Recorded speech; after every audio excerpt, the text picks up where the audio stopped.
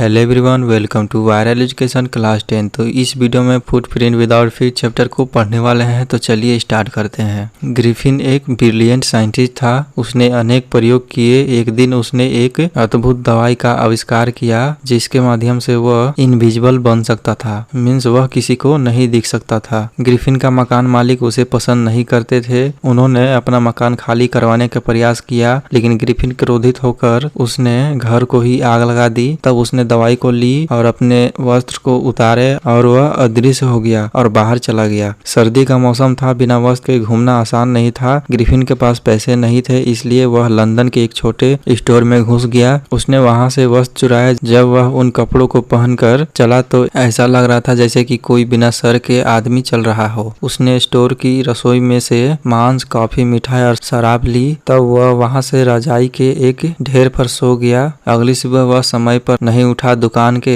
Security पहुंचा और उसे देखा कि ग्रिफिन डर के मारे बाहर भाग रहा है। सिक्योरिटी उसके पीछे भागने लगा। ग्रिफिन ने एक एक करके अपने वस्त्र उतार दिए। वह फिर से अदृश्य बन गया, लेकिन इस बार वह ठंड के कारण कांप रहा था। वह एक नाटकीय कंपनी की दुकान में घुस गया। उसने अपने हाथों पर पट्टियां बांध ली। उसने काले चश्मे, एक नकली नाक और मूंछ भी पहन ली। ग्रिफिन ने दुकानदार का कुछ पैसे भी लूटा। उसने गाड़ी पकड़ी और आइपिंग गांव पहुंच गया। आइपिंग गांव में ग्रिफिन ने एक सराय में 2 कमरे बुक किए और उसने एडवांस में किराया भी दे दिया था। और उस सराय की मालकिन का नाम था मिसेज हॉल। उसने ग्रिफिन के विचित्र व्यवहार को सहन किया। उसके बाद तुरंत ग्रिफिन ने चुराया हुआ धन खर्च कर दिया। उसने रूम की मालकिन को बताया कि उसके पास नगद पैसे नहीं है। उसने कहा कि वह किसी भी समय चेक आने की प्रतीक्षा कर रहा है। अगले दिन उसने क्लर्जी मैन के घर से पैसे चुराया। क्लर्जी मैन और उसकी पत्नी हैरान थे। उन्होंने किसी को भी आते हुए नहीं देखा था। कमरा खाली था, फिर भी धन चोरी हो गया था। कुछ समय बाद मालिक और उसकी पत्नी ने पाया कि ग्रिफिन का कमरा खुला हुआ था। उन्होंने कमरे में प्रवेश किया, लेकिन वहां कोई भी नहीं था। ग्रिफिन के कपड़े और पट्टियां फर्श पर बिखरे हुए थे।